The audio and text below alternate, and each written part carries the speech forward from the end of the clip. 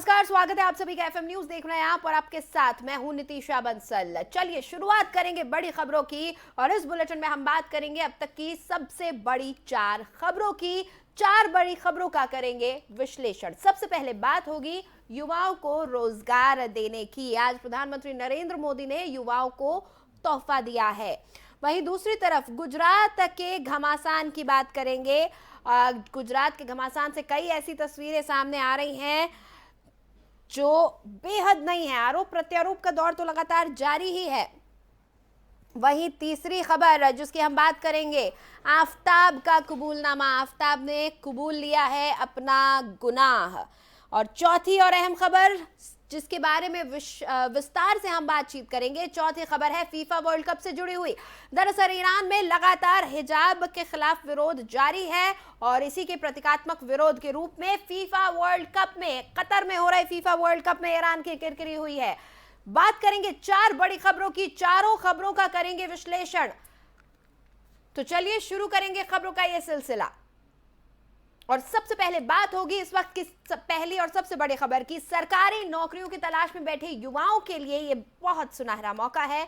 इसको लेकर आज मोदी सरकार का मेगा प्लान रोजगार मेला 2.0 आयोजित किया गया। रोजगार मेले के दूसरे चरण में आज 71,000 युवाओं को नियुक्ति पत्र दिए गए। प्रधानमंत्री ने वीडियो कॉन्फ्रेंसिंग के माध्यम से 71,000 नौकरियों के नियुक्ति पत्र बांटे। इसमें अर्धसैनिक बलों और दूसरे मंत्रालय के अभ्यर्थी शामिल हैं। सीएपीएफ में 24,000 नियुक्ति पत्र दिए गए। इससे पहले प्रधानमंत्री नरेंद्र मोदी ने 22 अक्टूबर को ऐसे ही रोजगार मेले के जरिए 75,000 नौकरियों के नियुक्ति पत्र दिए थे। युवाओं को उनके नियुक्ति पत्रों की फिजिकल कॉपी देश भर के 45 स्थानों पर, जिसमें गुजरात और हिमाचल प्रदेश को छोड़कर यहां सभी जगह सौंपी जाएंगी। शिक्षक, lecture, nurse, nursing officer, doctor, pharmacist, radiographer और अन्य तकनीकी और पैरामेडिकल पदों को भी भरा जा रहा है। विभिन्न केंद्रीय सशस्त्र पुलिस बलों में गृह मंत्रालय द्वारा बड़ी संख्या में पदों को भरा जा रहा है। आपको बता दें कि पीएम मोदी ने इससे पहले अपने ऑफिशियल ट्विटर हैंडल से 10 लाख सरकारी नौकरी देने का ऐलान किया था।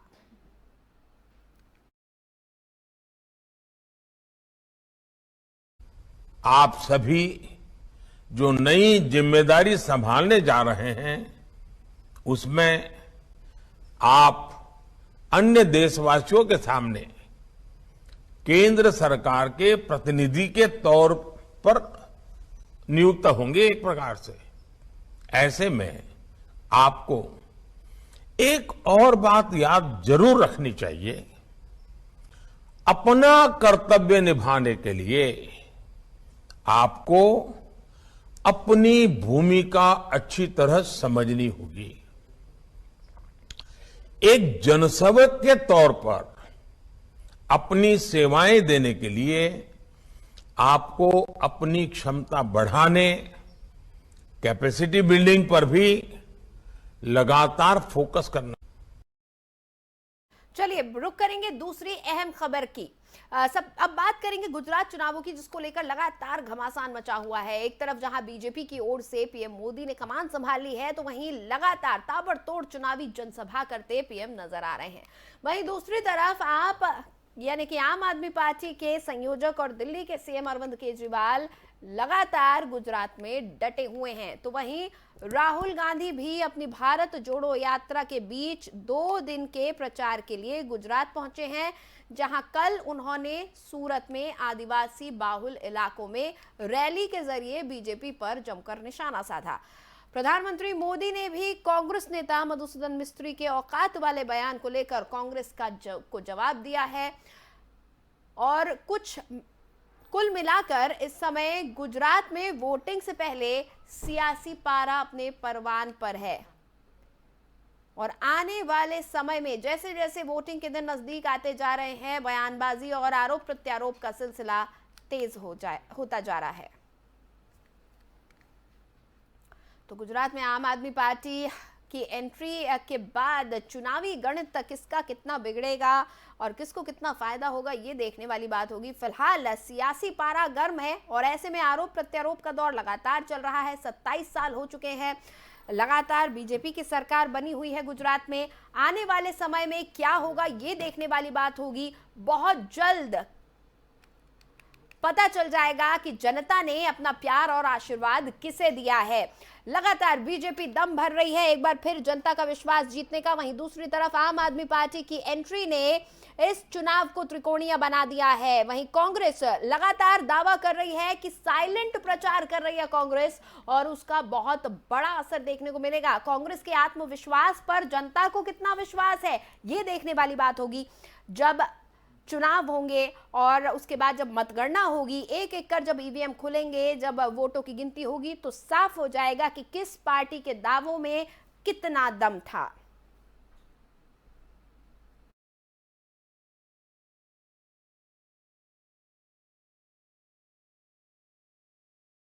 हम तस्वीरें गुजरात से हम आपको दिखा रहे हैं किस तरह से लगातार प्रधानमंत्री नरेंद्र मोदी ने गुजरात में चुनाव प्रचार की कमान संभाली हुई है। एक एक कर हर रोज प्रधानमंत्री चुनावी रैलियां कर रहे हैं, जनसभाएं कर रहे हैं, रोड शो वहां पर किए जा रहे हैं।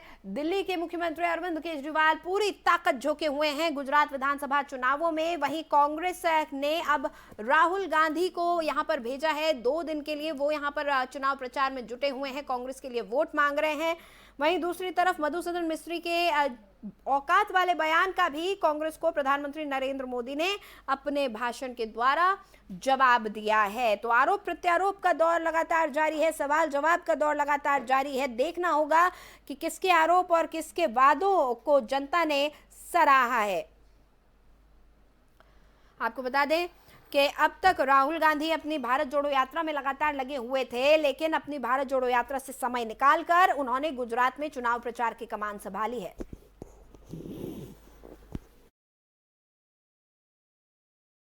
इसी खबर पर ज्यादा जानकारी के साथ मेरे सहयोगी अविरल मेरे साथ जुड़े हुए हैं, उनसे हम बातचीत करेंगे। अविरल, गुजरात में चुनाव बहुत रोचक होता चला जा रहा है, तमाम वादे दावे और आरोप प्रत्यारोप का दौर तेज हो गया है।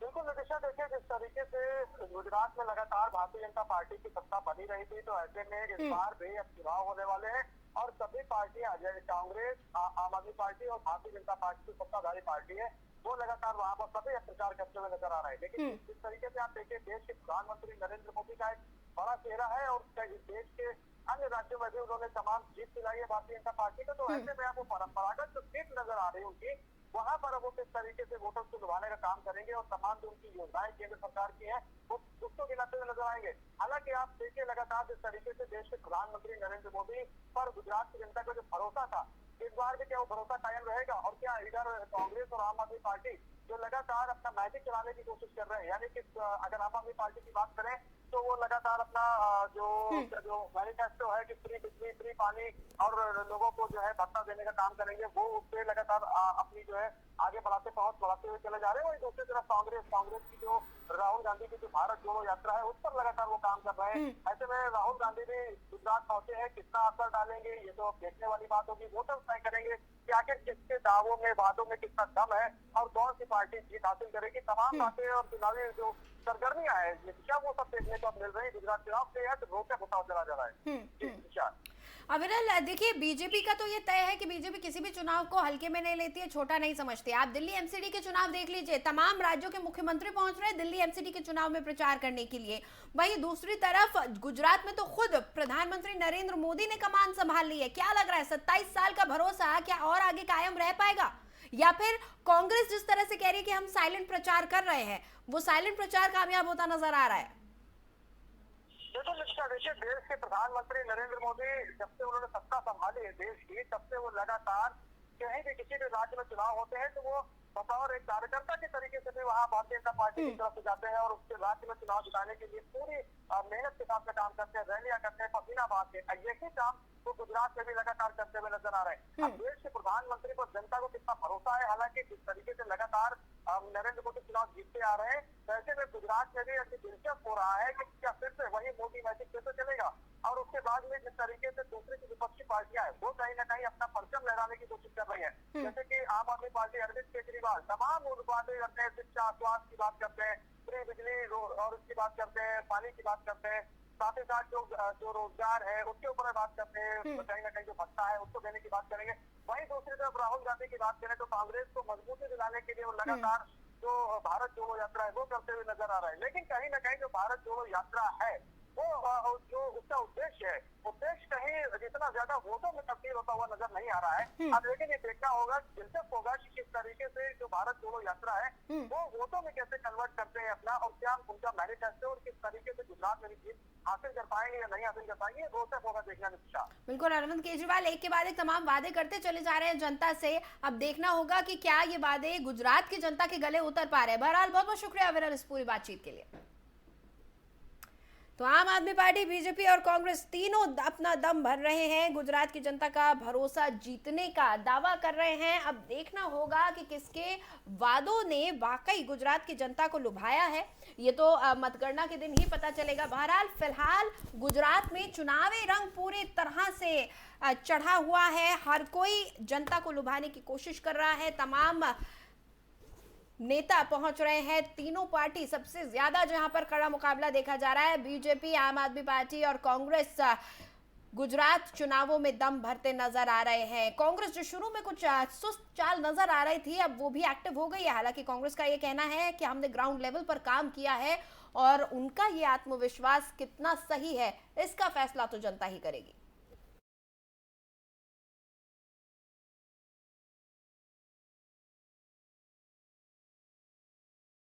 चलिए अब बात करेंगे तीसरी अहम खबर की। श्रद्धा मर्डर केस में आरोपी आफताब अमीन पूनावाला की पुलिस रिमांड 4 दिन बढ़ा दी गई है।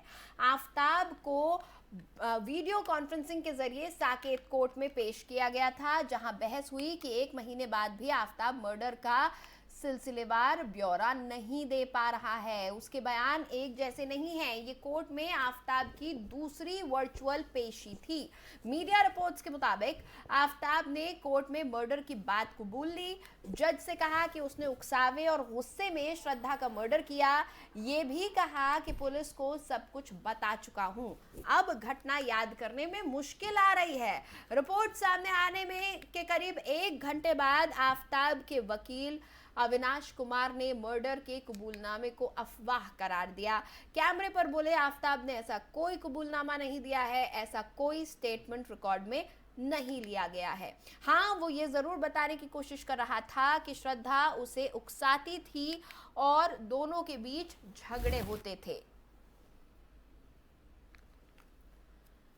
तो श्रद्धा मर्डर के इस मामले में एक ये बड़ा अपडेट आ रहा है। खबरों के मुताबिक श्रद्धा मर्डर के इस मामले में आफताब ने अपना जुर्म कबूल लिया है। जज के सामने उसने बोला कि उकसावे में आकर और गुस्से में आकर उसने श्रद्धा का मर्डर किया था। हालांकि रिपोर्ट सामने आने के बाद आफताब के जो वकील हैं उन्होंने ये कहा कि ऐसा कोई बयान आफताब ने नहीं दिया है, ऐसा कोई स्टेटमेंट उनका रिकॉर्ड नहीं किया गया है, ये तमाम जो बातें हैं कबूलनामे की, ये सब अफवाह है। आपको बता दें 4 दिन की रिमांड बढ़ा दी गई है, 4 दिन की रिमांड और मिल गई है पुलिस को आफताब की। दरअसल पुलिस ने साकेत कोर्ट के सामने वर्चुअल तरीके से आफताब को पेश किया था, वीडियो कॉन्फ्रेंसिंग के जरिए आफताब को पेश किया गया था, जिसमें पुलिस ने ये कहा कि 1 महीना बीत जाने के बाद भी आफताब सही से पूरी घटना के ब्यौरा नहीं दे रहा है, जिसकी वजह से उसकी और रिमांड की ज़रूरत है। इस चीज़ को ध्यान में रखते हुए फिलहाल 4 दिन की रिमांड बढ़ा दी गई है आफताब की। वहीं आफताब ने अब ये कहा है कि उसे पूरे घटनाक्रम को याद करने में मुश्किल हो रही है। आपको बता दें कि दरअसल आफताब लगातार अभी भी कई चीज़ों का जवाब सही नहीं दे रहा है, बल्कि वो कई चीज़ों को लेकर पुलिस को, जांच एजेंसियों को गुमराह करने की कोशिश कर रहा है और इसी चीज़ को लेकर लगातार संशय बना हुआ है कि आफताब जिन चीज़ों को लेकर घुमा रहा है, पुलिस को बहकाने की कोशिश कर रहा है, डिरेल करने की कोशिश कर रहा है जांच को, आखिर इसके पीछे की वजह क्या है। अभी तक ये नहीं पता चल पाया है कि आफताब ने श्रद्धा का सिर कहाँ फेंका था, क्या किया उसके सिर के साथ। आफताब ने अपना फ़ोन, उसने कहा कि उसने OLX के माध्यम से बेच दिया था, ऐप के माध्यम से किसी को बेच दिया था।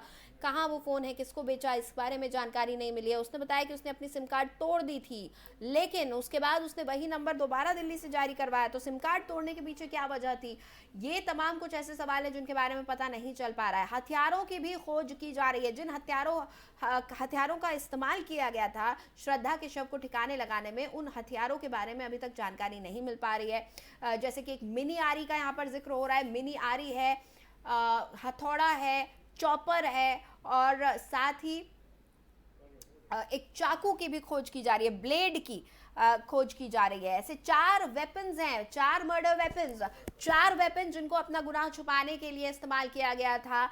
उन चारों वेपन का अब तक कोई पता नहीं चल पा रहा है। इसके साथ ही आफताब ने कहा कि उसने श्रद्धा का अंगूठा किसी और जगह फेंका था। तो ये तमाम कुछ ऐसे सवाल हैं जिनके बारे में अब तक कोई पुख्ता जवाब नहीं दे पा रहा है आफताब, और कोशिश कर रहा है जांच को गुमराह करने की। इन तमाम सवालों का जवाब खोजने की लगातार जांच एजेंसियां कोशिश कर रही है। मेरे सहयोगी अजीत मेरे साथ जुड़े हुए हैं, उनसे हम बातचीत करेंगे और जानेंगे क्या कुछ है ताज़ा अपडेट।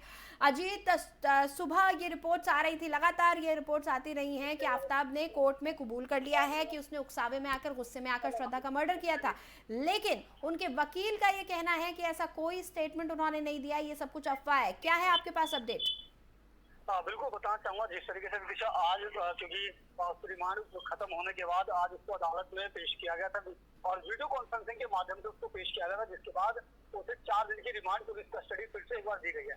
इस बीच लगातार जिस तरीके से बात सामने आ रही थी कि उसने जज के सामने कबूल किया है कि उसने हत्या की है और गुस्से में आकर के हत्या की है, लेकिन जिस तरीके से बाद में उनके वकीलों का जो जिस तरीके से बयान आया उसने तमाम अफवाहों को एक तरीके से दरकिनार कर दिया है। अब एक बार फिर से, क्योंकि जिस तरीके से लगातार इस मामले में दिन ब दिन जो मामला पेचीदा होता जा रहा है, क्योंकि लगातार चाहे वो श्रद्धा की बात हो या फिर उसके हथियार की बात हो जो हत्या में प्रयोग किए गए थे, वो अभी तक पुलिस के हाथ में नहीं लगा है। हालांकि इस बीच ये भी पुलिस सूत्रों के मुताबिक पता चला कि आरोपी आफताब ने बताया है कि गुरुग्राम के जंगलों में उसने ब्लेड और आरी फेंकी है। अब इस को लेकर के लगातार क्योंकि कूड़ेदान में फेंके, तो पुलिस अब उन जो कूड़ा पीने वाले हैं उनसे भी संपर्क करने में लगी हुई। लेकिन इस बीच जिस तरीके से मामला लगातार पेचीदा होता जा रहा है, वो कहीं ना कहीं इस पूरे प्रकरण को एक बार फिर से कहीं ना कहीं गंभीर विषय बनता जा रहा है। अजीत, कई ऐसे सवाल अभी बाकी हैं जिनका जवाब आफताब ठीक से नहीं दे रहा है। उसने कहा कि उसने हथियारों को कूड़े में फेंक दिया था, तो कूड़े बीनने वालों से पूछताछ की जा रही है, लेकिन अभी तक उसने ये नहीं बताया है कि फ़ोन उसने किसको बेचा था। उसने कहा कि उसने OLX ऐप पर किसी को बेचा है, सिम कार्ड उसने क्यों तोड़ा, और साथ ही श्रद्धा के सर के बारे में कुछ पता नहीं चल पा रहा है। कई ऐसे सवाल हैं जिनका जवाब आफताब ठीक नहीं दे रहा है। बिल्कुल नितिशा, सबसे बड़ा सवाल ही यही है कि जब तक पुलिस के हाथ में हथियार नहीं लग जाता तब तक जो आफताब के खिलाफ जो अहम सबूत है वो कह सकते हैं कि उस चीज से वो दूर है। तो ऐसे में ये सबसे बड़ा सवाल है कि जो हथियार है वो हथियार ढूंढा जाए, और जिस तरीके से लगातार आफताब गुमराह करने की कोशिश कर रहा है वो अपने आप में बहुत बड़ा सवाल है। और ये सारी की सारी जो सुई है, जिस तरीके से पहले नार्को टेस्ट की परमिशन दी गई, उसके बाद दिल्ली पुलिस ने पॉलीग्राफ टेस्ट के लिए अप्लाई किया, उसको भी परमिशन मिली, तो अब ये सारी की सारी जो सुई है वो पॉलीग्राफ टेस्ट पर आके अटक जाती है कि जब पॉलीग्राफ टेस्ट होगा तो उसके बाद ही कई अहम खुलासे हो सकते हैं और दिल्ली पुलिस के यहाँ कई अहम सबूत भी लग सकते हैं कि वो चाहे उसके श्रद्धा के बाकी शब्द टुकड़ों की बात हो, उसके सर की बात हो या फिर हथियार की बात। बिल्कुल। देखिए अजीत, आप देखिए आफताब का जो रवैया है वो अपने आप में बहुत ही ज्यादा चौंका देने वाला है, क्योंकि जो खबरें आ रही है उसके मुताबिक आफताब ने जब श्रद्धा का कत्ल किया उसके तुरंत बाद उसने अब किसी लड़की को फ्लैट पर बुला लिया था, यानी उसको बिल्कुल भी इस चीज का पछतावा नहीं था, उसे डर नहीं था। उसने काफी लंबे समय तक फ्रिज में श्रद्धा के शव के टुकड़ों को रखा हुआ था, और इस बीच कई लड़कियां फ्लैट पर आई थी, कई लोगों से उसने दोस्ती की है। बिल्कुल नितिशा, जिस तरीके से इस मामले में खुलासा हुआ था कि श्रद्धा आरोपी आफताब ने खुलासा किया था कि वो पहले से ही इसके मर्डर की प्लानिंग कर रहा था, तो इससे साफ तौर पर यह अंदाजा तो लगाया जा सकता है कि उसको आफताब को जरा भी अफसोस नहीं है कि इसने श्रद्धा का मर्डर किया है। और उसे कहीं ना कहीं, क्योंकि जिस तरीके से बार बार सामने आ रहा है कि film crime show, crime web series देख करके उसने पूरे मतलब कुल मिला के कहा जा सकता है कि साजिश के तहत इसने हत्या की वारदात को अंजाम दिया। और जिस तरीके से ये लगातार पुलिस को गुमराह करने का प्रयास कर रहा है, वो भी कहा जा सकता है कि कहीं ना कहीं इसे अंदाजा लगाया जा सकता है ये सारा का सारा साजिश के तहत वो अपने चाहे बयान की बात हो या फिर कभी ये कहना कि मैंने यहाँ फेंका, कभी ये कहना कि मैंने बहकावे में किया, कभी जो सारा का सारा कहीं ना कहीं कहा जा सकता है कि साजिश के तहत वो अपने बयान को दे रहा है। तो ऐसे में अब सारी की सारी जो सुई है वो पॉलीग्राफ टेस्ट के बाद ही साफ हो पाएगी। चलिए, बहुत बहुत शुक्रिया अजीत इस पूरी बातचीत के लिए।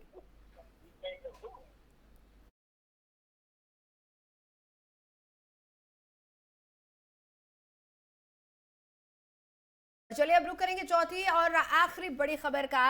बात करेंगे फीफा वर्ल्ड कप की, जो कि इस बार कतर में आयोजित हो रहा है। ईरान का हिजाब के खिलाफ प्रदर्शन पूरी दुनिया में इस वक्त गूंज रहा है और फीफा मंच के बाद पूरी दुनिया ने फुटबॉल खिलाड़ियों के साइलेंट प्रोटेस्ट से विश्व भर में कड़ा संदेश यहां पर गया है।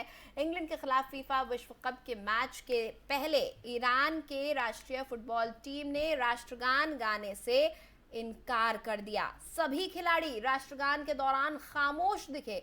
इसकी वजह ईरान में जारी हिजाब के खिलाफ प्रदर्शन है। कतर के खलीफा इंटरनेशनल स्टेडियम में जब ईरान का राष्ट्रगान बजाया गया तो सभी शुरुआती 11 खिलाड़ी खामोश थे।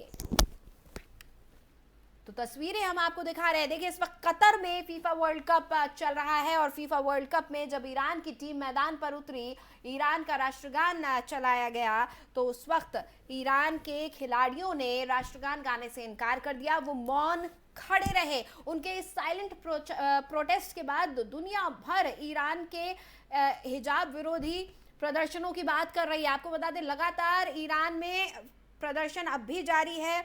एक लड़की के ईरान को लेकर, जो लड़की को पुलिस ने गिरफ्तार कर लिया था क्योंकि उसने हिजाब नहीं पहना हुआ था, उस लड़की की बाद में मौत हो गई थी। टॉर्चर की वजह से ये कहा गया कि उसकी मौत हुई। उसके बाद से लगातार ईरान में हिजाब विवाद ने तूल पकड़ा हुआ है। कई लोगों की गिरफ्तारी हो चुकी है, कई लोगों की इस मामले में मौत हो चुकी है। लगातार ये प्रचार जारी है।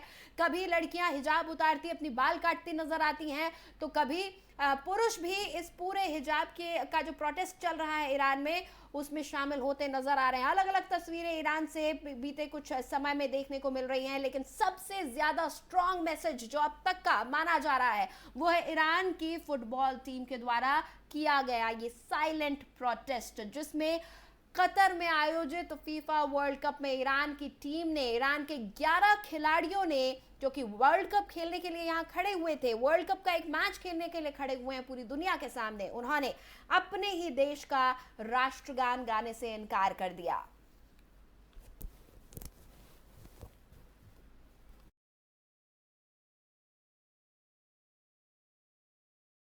और फिलहाल इस बुलेटिन में इतना ही। मुझे दें इजाजत।